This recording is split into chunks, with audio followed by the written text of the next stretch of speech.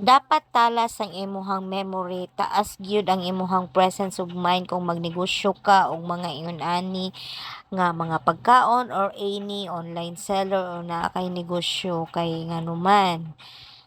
Kay ug malimtan na nimo ang ilahang mga order kung kano sa ang mga detalye, good luck na lang nimo ma-post jud ka diri sa social media, mabas jud kag ayo. Ayaw na lang jud og tuga-tuga og medyo limtanon kahinay kag memory. Pero inana nga mga instances dili man nato malikayan labi nag syempre nagkaidaran na ta, usahay well occupied kaayo ang ato ang mga hunahuna, dili pud ba ata permente nga naa sa ato ang presence of mind, no? So, isa sa nakatabang sa ako is ang kaning calendar nga app diri sa atong actually dili siya app, naka-install na siya daan sa atong cellphone kay naman siya calendar.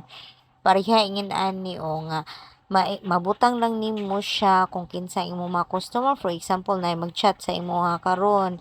then ma-confirm kung kano sa ang iyang order, so ibutang lang nimo diha sa iyang calendar nga ibutang lang nimo ang iyang name. Tapos ang details dito na dayon sa chat room ninyo kung unsa iyang chat, kuhaon nimo iyang name, contact number, pati ang order, pati ang exact time kung i-deliver ba or pilay charge. Nginanan ang na siya dapat kung pwede gani dapat direct to the point ang mga mag-order sa imuha kay para dili bitaw kaayo kalas og time kay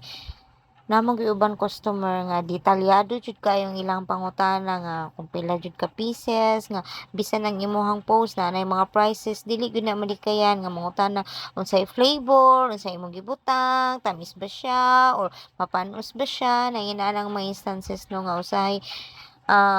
maglisod na tag reply kay detalyado kayo ang ilahang question, although right man pud na nila nga mangutana, di ba? So kita nga seller ta dapat taas atong pasyensya, although usahay nga usay mahutdan ba pud pasensya kay syempre kulang tang tulog kapoy ta mao nang kanang mangin-ana nga mga question usay ipaulahin na lang nako kanang medyo nakapahulay nako para pud matarong pud nako reply sa ilaha. So basta ingana lang na siya kaning gamitan lang na ninyong calendar nga naka-install daan sa inyong cellphone, i-explore lang na siya, ibutang upayta na siya order ana nga date, ibutang lang nimo na siya dito or na siya need to follow up ana nga date, gamit kay na siya mao na siya kung ginagamit no. So 2 years ago kay para dili nato jud malimtan ang ilahang mga order